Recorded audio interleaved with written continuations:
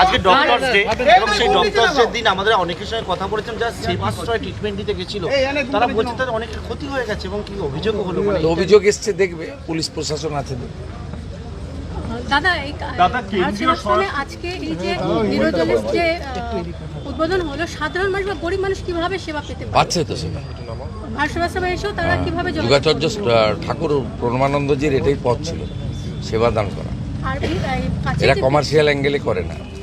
আর কাছে যে বিদ্যাসাগর হসপিটাল আছে, পরিষেবা একেবারেই নেই, সেক্ষেত্রে বিদ্যাসাগর হসপিটাল নিয়ে কি কিছু চিন্তা ভাবনা করা? সব হসপিটাল নিয়ে চিন্তা ভাবনা করছে। আমাদের স্বাস্থ্যমন্ত্রী, স্বাস্থ্য রাজ্যমন্ত্রী, আমরা সবাই একসঙ্গে কাজ করছি। এবং আমাদের পশ্চিমবঙ্গে এনএইচএম এর কাজ ছিল না, হয়নি গত 3 বছর। আমরা এনএইচএম এ যুক্ত হয়েছি, আয়ুষ্মান ভারতে যুক্ত হয়েছি। আয়ুষ্মান মন্দির আজকেই দেখবেন বেশ কয়েকটা আয়ুষ্মান মন্দির, যেটা 45 দিনের মধ্যে কমপ্লিট হয়েছে, উদ্বোধন হয়েছে। 208টা 110 অ্যাম্বুলেন্স উদ্বোধন হয়েছে, 102 অ্যাম্বুলেন্স উদ্বোধন হয়েছে প্রসূতি মায়ের জন্য।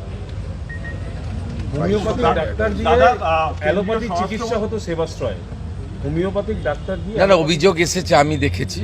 এখানে এসপি আছেন, তিনি তদন্ত করবেন এবং জেলা শাসক বা স্বাস্থ্য দপ্তরের যা হেল্প নেওয়ার পুলিশ নেবে। ইটস এ ক্রাইম হলে দেখার জন্য ভারতীয় ন্যায় সংহিতাতে যা করার করা হবে।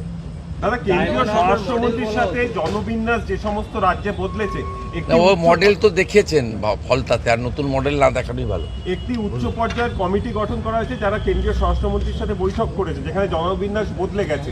তারা ফিল্ড সার্ভেও করতে যাবে। আপনারাও তো বলেছিলেন ভোটের আগে যে এখানে বিভিন্ন জায়গায় জনবিন্যাসের একটা পরিবর্তন লক্ষ্য করা যাচ্ছে। আপনারাও কি? আপনার কাছ থেকে মুখে শুনে তো বলবো না। আমাদের একটা উচ্চ পর্যায়ের মিটিং দিল্লিতে 7 তারিখে হবে। সেখানে ভারত সরকারের স্বরাষ্ট্র দপ্তরের লোকেরা থাকবে, পশ্চিমবঙ্গ থেকে আমি সহ আমাদের স্বরাষ্ট্র দপ্তরের আধিকারিক, সিএস, ডিজিপি সবাই যাবেন। আমরা যৌথভাবে আলোচনা করে, যেটা সেন্ট্রাল গভর্নমেন্টের গাইডলাইন, কেন্দ্রীয় স্বরাষ্ট্র মন্ত্রী মহোদয়ের যে গাইডলাইন বা তার যে মার্গদর্শন, তাতে আমরা কাজ করব, একসঙ্গে কাজ করব। এবং প্রথম ধাপে আমরা অনেকগুলো কাজ করেছি এই 45-50 দিনে। 100 হচ্ছে বিএসএফকে জমি হস্তান্তর করা, দ্বিতীয় হচ্ছে 12টি জায়গায় হোল্ডিং স্টেশন তৈরি করা, এবং প্রায় 5-10 হাজারের কাছাকাছি মানুষকে আমরা ডিপোর্ট করতে পেরেছি যারা অবৈধ অনুপ্রবেশকারী। এখনও 1000-1500 মানুষ আমাদের বিভিন্ন হোল্ডিং স্টেশনে রয়েছে। বর্ডারের থানাগুলি বিএসএফের সঙ্গে যৌথভাবে সম্পর্ক রেখে তারা যারা অবৈধ অনুপ্রবেশকারী বা ভারতীয় নয় তাদেরকে হোল্ডিং স্টেশনে আনছে এবং তাদেরকে কথা বলে, প্রোটোকল মেনে, পররাষ্ট্র নীতি যা তার যে গাইডলাইন আছে মেনে থ্রু বিএসএফ হ্যান্ডওভারও হচ্ছে। আমি যেটা সরকারে আসার পরে করতে পেরেছি, আগের সরকারের সঙ্গে সিপিএম বা তৃণমূলের সরকারের সঙ্গে যেটা তফাৎ, সেটা হচ্ছে আগের সরকার এই বাংলাদেশি অবৈধ অনুপ্রবেশকারী, মানে যারা সিএ এর আওতায় পড়ছেন না, তাদেরকে ধরে জেলে পাঠাতেন এবং তারা আমাদের ভাত খেতেন, আমাদের কাপড় পরতেন, আমাদের ওষুধ নিতেন। আমি এসে সেটাকে তুলে দিয়েছি, আমরা তুলছি, হোল্ডিং স্টেশনে রাখছি 1 দিন, 2 দিন, 3 দিন, তারপরে আমরা সরাসরি ডিপোর্ট করছি।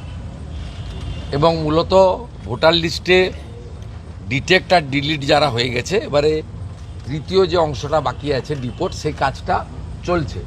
এই কাজটা খুব দ্রুতর সঙ্গে চলছে, দুটো কাজ একসঙ্গে চলছে। ডিপোর্টের কাজও চলছে আর বর্ডারে বিএসএফকে ল্যান্ড হ্যান্ডওভারের কাজ চলছে। কারণ এটা শুধু পশ্চিমবঙ্গের সীমান্ত সুরক্ষার প্রশ্ন নয়, জাতীয় সুরক্ষার প্রশ্ন রয়েছে। আর এই জনবিন্যাস বদলে যাওয়ার যে বিষয়টা এর সঙ্গে যুক্ত। 1 আগস্ট থেকে সেন্সাস শুরু হচ্ছে এবং এই সেন্সাসের ফল পাবেন 27 সালের 28 ফেব্রুয়ারি মধ্যরাতে। এই সেন্সাসের চিত্রটা এসে গেলে আরও বেশি করে আগামী দিনে লং টার্মে পশ্চিমবঙ্গের এই ডেমোগ্রাফি চেঞ্জ নিয়ে আমরা অনেকগুলো ফ্রুটফুট অ্যাকশান নিতে পারবো ভারত সরকার এবং স্বরাষ্ট্র দপ্তরের গাইডলাইন মেনে।